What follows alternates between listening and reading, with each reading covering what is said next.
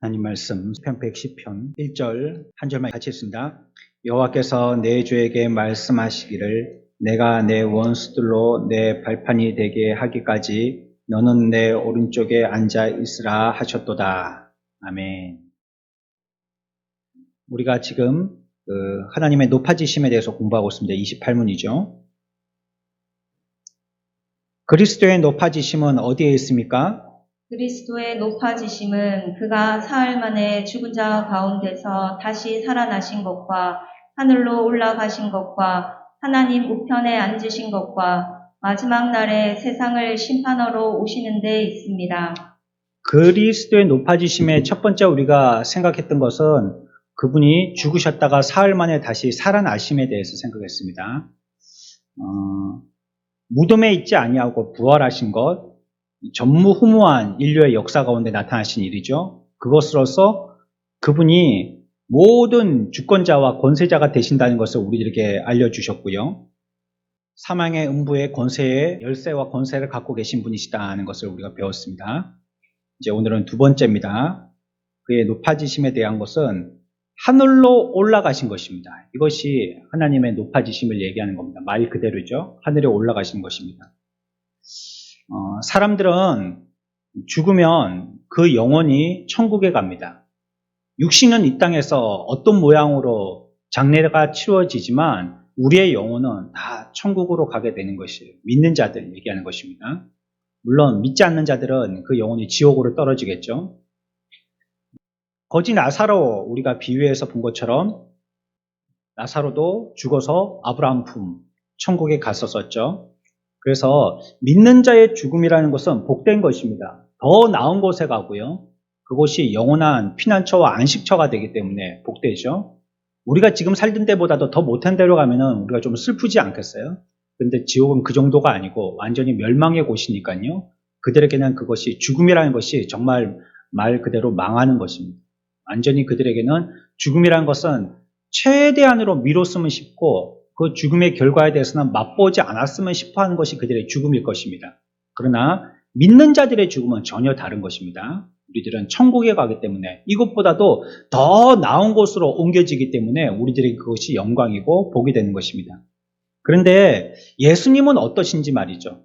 인간의 몸은 그렇다는 거예요. 인간의 몸은 죽으면 우리의 영혼만은 갔는데 예수님은 어떻게 되셨냐면 영혼뿐만이 아니라 몸까지 모두 합해져서 천국에 가 계세요.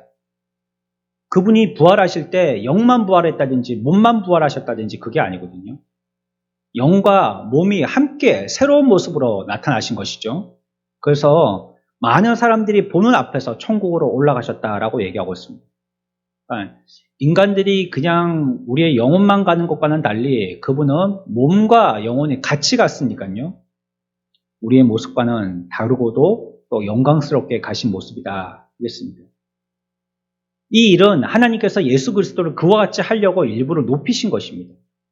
우리가 오전에도 생각한 것처럼 이 일이 하나님이 하신 것이라는 것의 증거로 예수 그리스도를 부활시키신 것이에요. 물론 그와 같이 우리들의 미래도 예수님과 같다는 것을 우리들에게 말씀하시는 것이지만 사람이 죽고 사는 것은 하나님에게 전적으로 달려있기 때문에 죽었던 그분을 살렸다는 것은 하나님에게 그 생명이 맡겨져 있고 또 이 구원의 일들이 하나님께서 잡고 다루고 진행시키신다는 것을 갖다가 우리들에게 말씀하신 그 말씀의 증거로 부활을 표현하신 것입니다. 사람들은 몸을 가지고 하늘나라로 간 역사가 없습니다. 예수님 말고는 이런 역사가 한 번도 있었던 적이 없고요. 이것이 처음의 역사였습니다. 비슷한 일은 있었죠. 에녹과 같은 구약시대 때 그런 일은 있었지만 그것이 부활의 몸은 아니었죠. 그냥 몸을 그냥 우리가 가지고 있는 그거 우리가 좀 이해 안 되는 면이지만 그냥 우리가 가지고 있는 이런 몸을 가지고 그냥 죽음을 보지 않고 하늘에 올려졌다 했으니까 승천한 것 같이 하늘에 올라간 것인데 그것은 예수님의 모습과는 조금 다른 것입니다. 예수님은 완전히 부활하셔가지고 올라가시지만 에녹은 그 몸이 썩을 몸으로 갔잖아요. 육신의 몸으로 가지고 그냥 그대로 갔잖아요. 조금 다른 것입니다. 특이함이 있는 것이죠. 엘리야도 그렇죠. 엘리야도 그와 같이 에녹과 같이 불수레를 타고 하늘에 올라갔을 때도 부활의 몸은 아니었습니다. 그 몸이 그냥 육신의 썩을 몸을 갖고 올라갔던 것뿐입니다. 그러니까 예수님은 그가 부활하셔서 천국의 높은 데까지 올라가신 것, 변화되어진 몸과 영을 가지고 하늘에 올라가신 것, 이것이 그분의 높아지심을 증거하는 또 한 가지의 증거다라는 걸 우리가 알 수 있겠고요. 세 번째는 오늘 읽었던 말씀에서와 같이요. 하나님 우편에 앉으셨다는 것이 그의 높아지심을 얘기한 것입니다. 여기 보면 중반절에 내가 내 원수들로 내 발판이 되게 하기까지, 예전 성경에는 발등상이 되게 하기까지 이렇게 얘기했죠. 발판, 발등상 같은 겁니다. 우리 보면 요즘에도 뭐 인터넷 같은 데 보면 의자에 앉았을 때 발을 좀 편하게 하려고 발을 올리는 발판 같은 거 이렇게 팔아요. 보면 기독교 백화점에 바닥에 무릎 꿇고 기도하는데, 저는 그거 꼭 굳이 그렇게까지 그런 물건을 만들어서 팔 필요가 있나 싶은데, 무릎 꿇고 앉으면 다리가 저리고 아프잖아요. 그러니까 허벅지하고 종아리 사이에다가 뭐 발판 같은 걸 끼더라고요. 그러니까 사실은 자세는 무릎인데 몸무게가 종아리를 누르는 게 아니기 때문에 좀 더 오랜 장시간 의자에 앉은 것처럼, 모습은 무릎 꿇고 앉은 건데 이런 모습으로 앉을 수 있는 그런 어떤 조그만 발판 같은 거, 그런 걸 팔던데, 그런 거예요. 그런 모습이 되어 있는 거, 그런 거. 근데 예전에 왕들의 발판이라는 것은 조금 다른 의미가 있었었죠. 원수들과 싸워서 원수를 물리치게 되어지면 그 발판에다가 그 원수의 이름을 새기고 그 위에다가 왕이 발을 올려서 지배권, 내가 이 나라를 점령했다는 거, 점령권을 갖다가 주장하는 것입니다. 그게 발판인데요. 하나님 우편에 앉으셨다가 모든 원수를 그 앞에 굴복시키다는 말씀이고, 또 승리케 하시고 높이신다는 뜻이죠. 오순절에 베드로가 너희가 십자가에 못 박은 예수를 하나님이 높이셨다, 그리고 주와 그리스도가 되게 하셨다, 이렇게 선포하셨죠. 그러니까 그 말씀이 높이셨다, 이걸 얘기하고 있죠. 너희가 십자가에 못 박았지만 그분이 높이셨다, 높아지게 하셨다, 그리고 하나님 우편에 앉아 계시게 하셨다는 것을 갖다가 얘기하고 있죠. 그분이 지금 하나님 우편에 앉으셨다는 것, 이거는 그분의 높아지심을 우리들에게 얘기하고 있는 것입니다. 그분이 거기에 앉으셨기 때문에, 그 높아지심의 이유 때문에 이 땅에 성령을 보내실 수가 있는 거예요.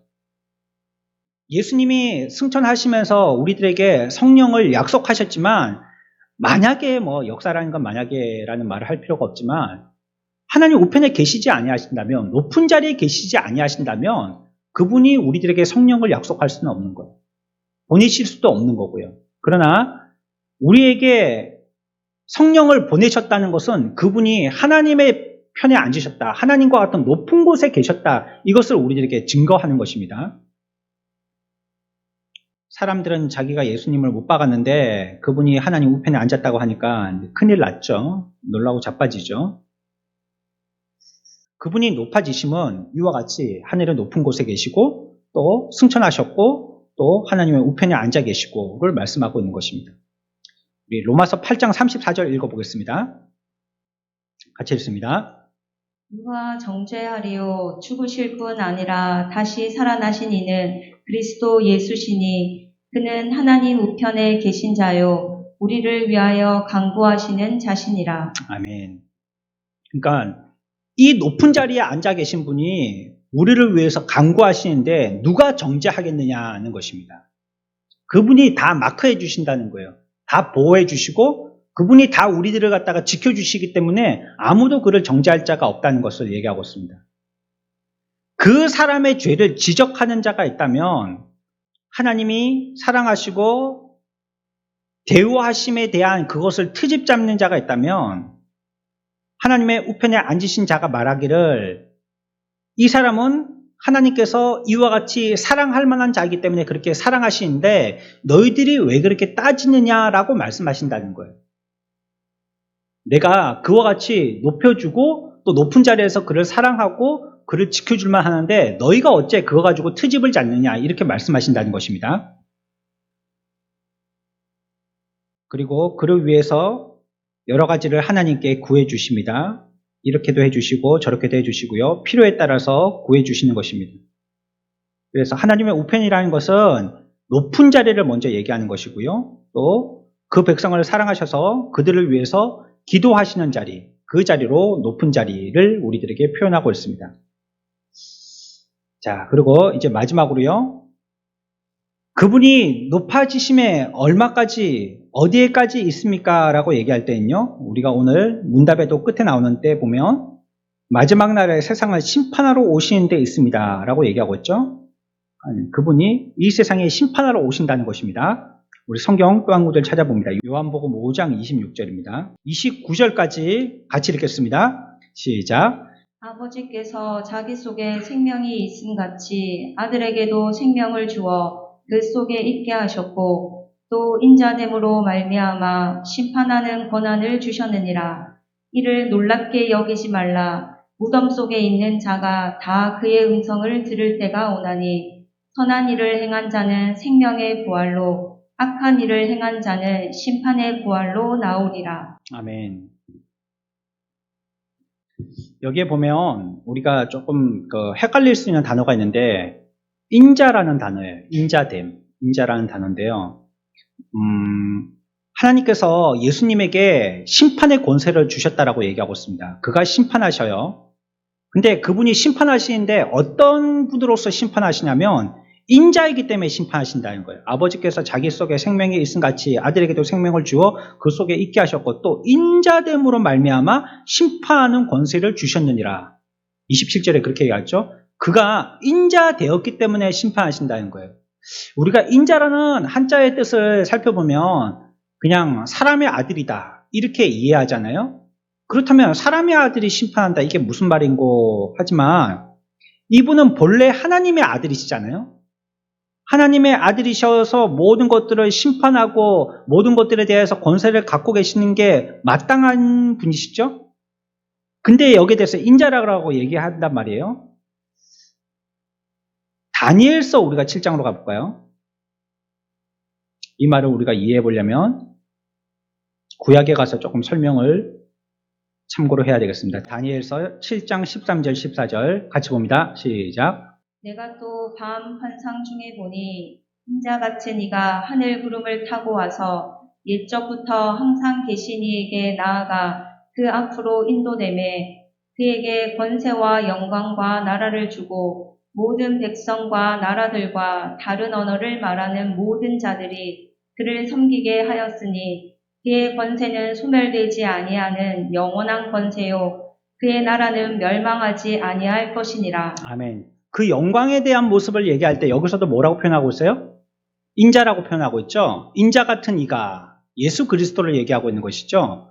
그래 여기서도 인자를 얘기하고 있고 앞에서도 우리가 얘기한 것처럼 요한복음 5장에서도 인자에게 심판하는 권한을 주셨다라고 이렇게 얘기하고 있잖아요. 그러니까 이 말이라는 것은 예수님을 얘기하는 것은 우리가 분명히 확실하게 알 수 있겠는데 당시에는 다 예수님께 대해서 하나님의 아들이라고 불러야 되겠죠. 그분은 메시아시고 우리의 구원자시니까.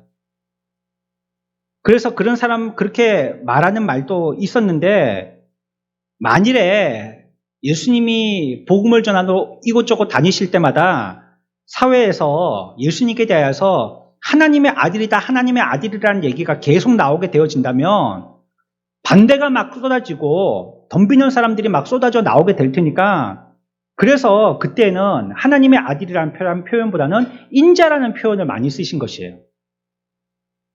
그 복음을 전하고 이 땅에 있는 동안에 하나님이 우리에 대한 구원의 계획에 대해서 하나님이 예수 그리스도를 보내신 그 땅에서 구원의 사역의 책임을 다하셔야 되는데 그때가 다 되기 전에 무슨 문제가 생기면 안 되니까 예수님은 자기 스스로를 하나님의 아들이시지만 그렇게 표현 안 하시고 인자라고 표현을 하신 것입니다. 그래서 사람들이 예수님에게 대해서도 그분을 일컬을 때 인자라고 표현하는 그 표현을 갖다가 허용하셨어요. 그렇게 쓰도록 하신 거예요. 그래서 이 말이라는 것은 사람의 아들이니까 뭐 낮고 천한 지위에 있다. 권세나 영광이 없다. 이것을 표현하려고 하는 것은 아니라는 이런 말에서 우리는 좀 오해하지 말아야 되겠어요. 물론 그분 스스로를 겸손으로 나타나는 그런 의미로 인자라는 단어를 쓰기도 하지만 이것은 심판과 권세와 영광을 얘기하실 때에 그 인자라는 것은 그런 어떤 인간의 모습 그리고 인간의 낮아지심 이런 것들을 얘기하는 그런 표현은 아니라는 것입니다. 이분이 인자임에도 불구하고 5장에 보면 인자로 말미암아 심판하는 권한을 주셨다라고 말씀하고 있지 않습니까? 그러니까 그분이 만민을 심판하는 사람이다라고 얘기하고 있는 거예요. 그러니까 이 인자라는 말이 나오는 이 부분이 아주 높은 위치를 표현하는 칭호예요. 심판하는 자를 얘기할 때 인자로 표현하고 있는 것입니다. 이 말에 쓰일 때 바꿔 쓸 수 있는 말이 인자라는 말과 하나님의 아들이라는 말입니다. 사실은 인자는 사람의 자녀라는 뜻이지만 이 말은 아까 그런 의미로 썼기 때문에 이 말에다가는 하나님의 아들이라는 말로 바꿔서도 큰 문제가 되지 않아요. 그러니까 본래 의미는 하나님의 아들이라는 것을 말씀하시려고 하시는 거예요. 그렇기 때문에 심판하는 권세도 있고 아까 우리가 다니엘서에서 읽어본 것과 같이 아들에게 이와 같이 구름을 타고 인자 같은 이가 와서 이렇게 얘기하시죠. 그 환상 중에 영광을 나타내 보여주신다 할 때도 그 모습이 그냥 겸손하고 낮고 천한 모습으로 얘기하지 아니하시고 높은 모습으로 말씀하시기 때문에 여기서도 하나님의 아들이다 이렇게 우리가 이해할 수 있겠습니다. 그래서 이 인자라는 이 표현이 우리에게는 어떤 숨겨져 있는 또 보통스럽지 아니하는 그러한 지혜를 우리들에게 얘기하실 때 인자라고 표현하실 때가 많은 것입니다. 깊은 의미를 전달하기 위해서 사용하신 것이죠. 그래서 그 뜻이 무엇인지를 우리가 알게 된다면 그로 말미암아 우리가 놀라고 하나님 앞에 영광 돌릴 수 있는 그런 깨달을 수 있는 호칭이다라는 것을 우리가 알게 됩니다. 그래서 여기에서 얘기하고는 인자라는 것이요. 그분의 어떤 높은 지위, 영광의 지위, 굉장한 지위 이런 것들을 얘기하는 것이다는 것을 갖다가 우리가 알 수 있습니다. 자, 우리 오늘 세 가지 살펴보았습니다.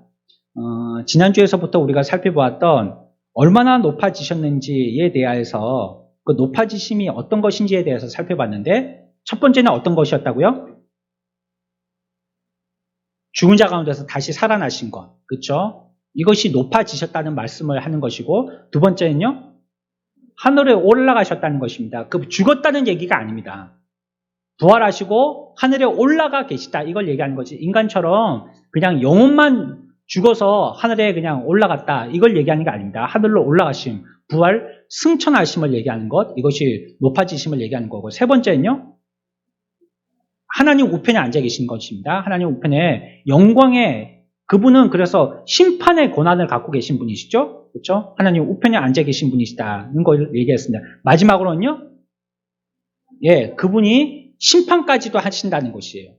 위에 계셔서 그냥 옆에 나이가 어린 왕처럼 말이죠. 모든 다른 권세는 뭐 자기의 할머니가 하든지 뭐 자기의 사촌이 하든지 이렇게 하고 자기는 앞에서 그냥 뻗어난 보리자루처럼 흉내만 내는 게 아니라 정말로 하나님 우편에 앉아 계셔서 그 모든 일을 하시는 분으로서 그렇게 예수 그리스도를 얘기하고 계신 것이에요. 그러니까 하나님의 높아지심은 이와 같이 성경을 통하여서 우리들에게 이와 같은 것들을 높아지신 것이다 라고 얘기하는 것이에요. 그러니까 이것을 생각할 때에 이스라엘 민족들이 생각했던 그런 부분하고는 전혀 다르죠. 제자들이 바랬던 그런 뜻들하고는 전혀 다르죠. 그들은 철저하게 이 땅에서의 높아짐을 얘기하고 있잖아요. 그 왕, 그들의 인간적인 영적인 왕도 아니고 하늘의 만왕의 왕도 아니고 그냥 육신의 이 땅에 있는 어떤 총독과 같은 그런 위치의 왕, 이런 왕을 그들은 택했을 뿐이거든요. 그러나 왕이 안 되었다는 것이 아니라 이 세상에서 훨씬 더 높은 왕이 되셨다는 것을 얘기하는 겁니다. 이 세상에서의 왕으로 끝이지 않고 만왕의 왕이 되어주시고 만주의 주가 되어주시는 높은 곳에 계신 분이시다. 그분이 예수 그리스도이시다는 걸 우리들에게 얘기하고 있는 것입니다. 그래서 우리가 그분의 높아지심을 생각한다면 이 내용들을 우리가 기억하고 또 그 내용들이 나왔을 때는 그분의 높아지심을 얘기하는 거구나 라는 것을 우리가 이해해야 하겠습니다. 자, 우리 마무리 지으면서 28번 다시 질문하고 대답하고 마치겠습니다. 제가 질문하겠습니다. 그리스도의 높아지심은 어디에 있습니까? 그리스도의 높아지심은 그가 사흘 만에 죽은 자 가운데서 다사신 것과 하늘로 올라가신 것과 하나님 우편에 앉으신 것과 마지막 날에 세상을 심판하러 오시는 데 있습니다.